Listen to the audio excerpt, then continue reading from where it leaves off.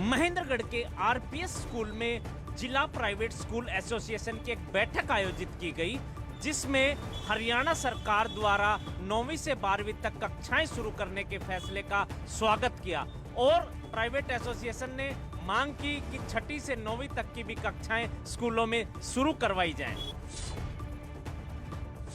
बच्चों की पढ़ाई को सुचारू रूप से शुरू करने को लेकर सरकार ने कोरोना काल में स्कूलों को खोलने का फैसला कर लिया है, जिसके चलते सरकार ने इस दिशा में 9वीं से लेकर 12वीं कक्षा तक के बच्चों के लिए स्कूल खोल दिए हैं।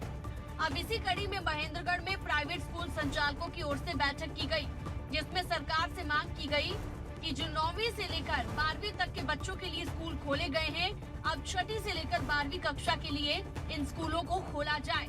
सुप्रीम कोर्ट का जो निर्णय होगा उसको हम मानेंगे, लेकिन अभी जैसे मनीष जी ने बताया, पवन जी ने बताया और आप स्वयं भी देख रहे हैं कि प्राइवेट स्कूल का अध्यापक दिन रात मेहनत कर रहा है, कोरोना योद्धा की तरह से लड़ रहा है। यदि आपके अड़ोस पड़ोस में कोई टीचर है तो आपको पता लगेगा कि वो कितनी मेहनत करके काम भेज रहा है। अब कम से कम जो है कोई भी बच्चा शिक्षा से वंचित नहीं रहा। ये प्राइवेट स्कूल का मुख्य उद्देश्य रहा है कि किसी भी बच्चे को हम शिक्षा से वंचित ना करें। वहीं इस दौरान लोगों ने बताया कि सरकार की ओर से जो कोरोना को लेकर नियम बताए गए हैं, उनका सही तरीके से पालन हो रहा है। वहीं अब अगर सरकार की ओर से 6ठी से 12वीं तक की कक्षा के बच्चों को बुलाने की अनुमति दी जाती है, तो स्कूल संचालक इस पर भी विमर्श करेंगे और उसको लेकर जो गाइडलाइंस बनानी होगी वो भी बनाई जाएगी।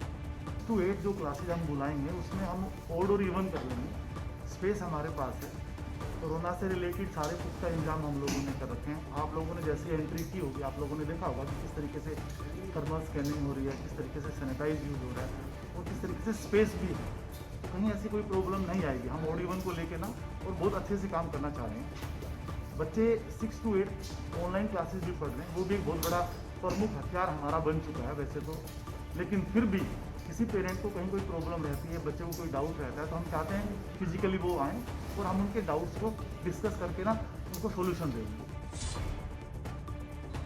अब इन एसोसिएशन की ओर से सरकार के आगे मांग तो रख दी गई है, लेकिन अब देखना ये होगा कि सरकार अब क्या रुख अपनाती है। पानीपत